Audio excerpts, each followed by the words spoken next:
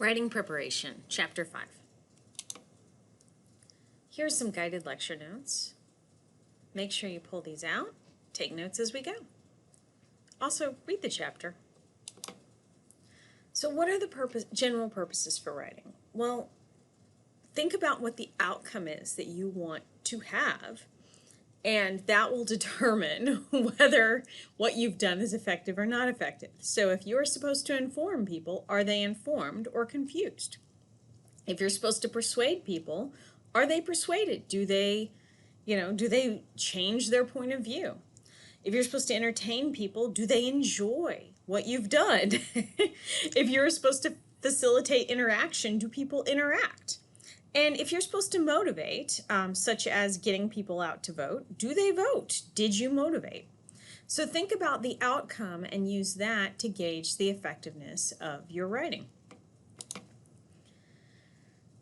Take a few minutes and look up libel and distinguish how it's different from plagiarism. You're capable of looking at the definitions and drawing the distinctions. This is important. Make sure you understand how they differ. Now, always do the following. You're going to determine your specific purpose, the desired outcome, first. So remember, when we're gauging how effective your writing is and you think about the outcome you want, we'll begin with that outcome. Is that outcome realistic? Do you have the appropriate timing? Do you use credible sources? And is this going to actually drive a positive business outcome for you? So if you are doing something for your business, make sure it helps your business in the end. So whatever outcome you want, is that going to drive business or is it not?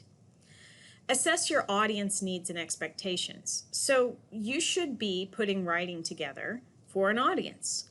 If you're preparing a marketing campaign, how big is this campaign? Who is this? That's the audience composition. So do you have a particular demographic that you're marketing to, and how do you know you're actually reaching those people?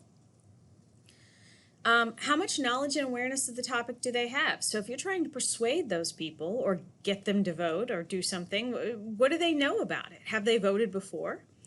What are their probable responses? So what can you estimate based on past decisions that they're going to do in the future? Select the correct channel. If you're putting that marketing campaign together and you've decided on your demographic, how do you reach them? Is this going to be a campaign that shows up on their phones through ad buys when they log into the internet and they're searching for something else, they get this ad? Is this via email? Is this something that shows up in other ways? Direct mail comes to their house? And how do you know they're going to respond to that? Because we all have differing responses based on, how we get information, right? And make sure that the information you provide is accurate, ethical, and pertinent. So, is this something that's going to get your company in trouble? Think carefully before you do anything that's going to put you in any jeopardy or your company in any jeopardy. Is your message credible? So remember the CRAP test from earlier this semester? What did it stand for? You should understand this and move forward and evaluate your sources carefully and thoughtfully, walking through these different aspects. So, 5 different ways to evaluate your sources. Something is less current the more time that goes by. So the fact that you give today is not going to be as helpful in 2 years or 3 years.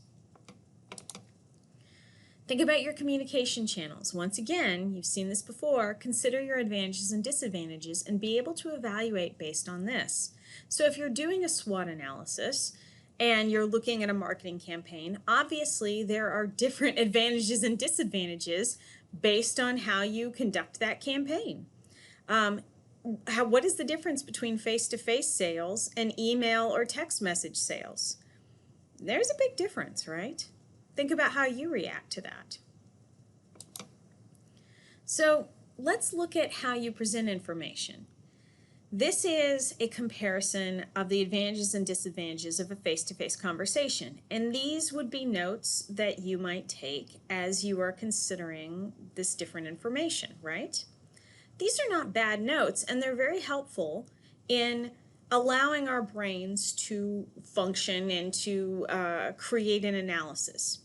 Are they that useful for our audience, though? As we look at what we want to produce for our audience, think about what they can glance at and get a deeper level of information from. So this is actually more useful. Does that make sense? Oh, although there should be an X on written record instead of a check. Sorry. Here's email. Here's Microsoft video conferencing channel. Here's a text message.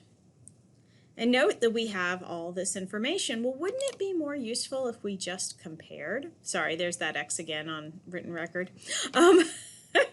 So I have half stars, and I don't even know they should be there on some of these. And I tried to show that email can be speedy, but some people don't respond to email ever.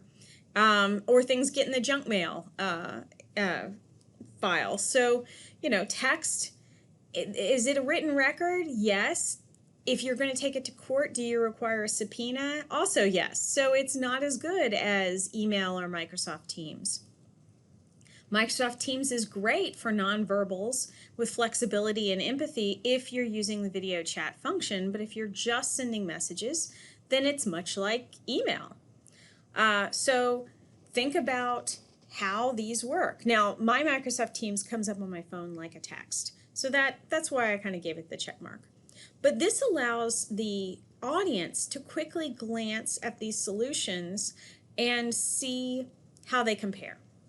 Now, what you've done is, through your own level of analysis, you've taken this a step further and simplified your audience's ability to make a decision.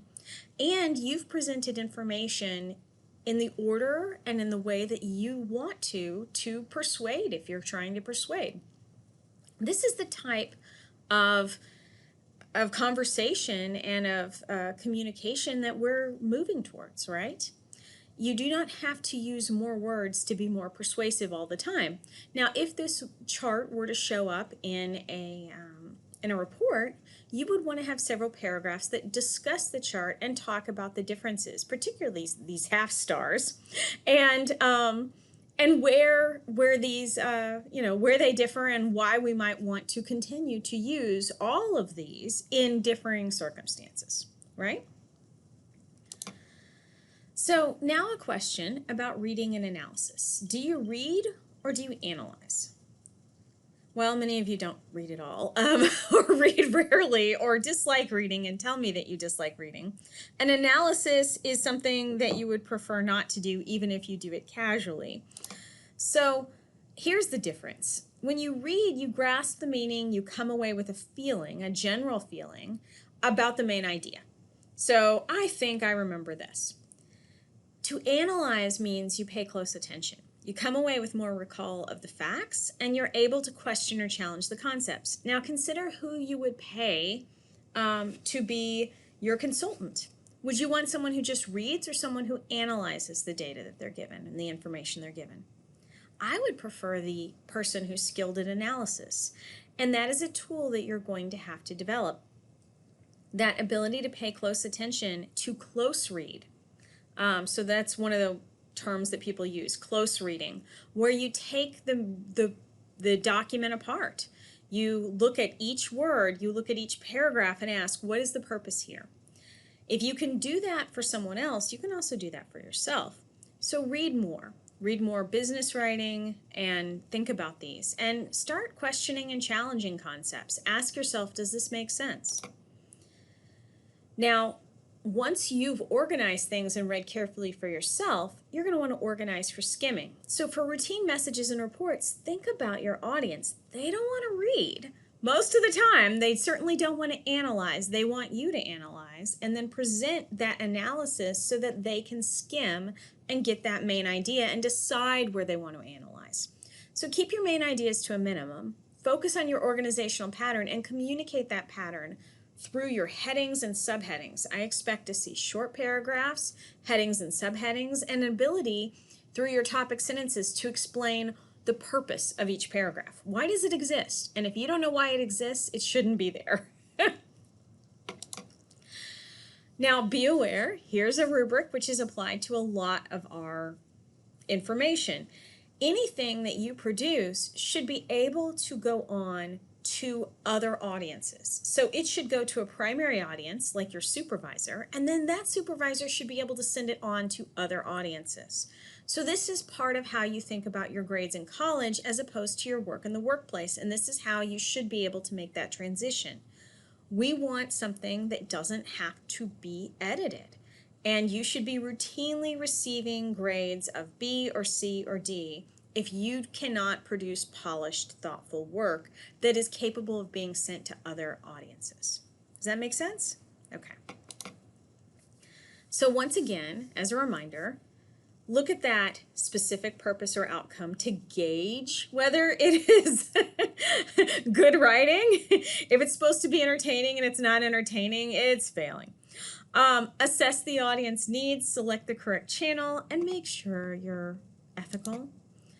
In review, here are the guided lecture notes. Have you gone through everything? Have you answered all these questions? Think about the general purposes and be able to quickly identify them. Think about the CRAP test and know that and be able to apply that.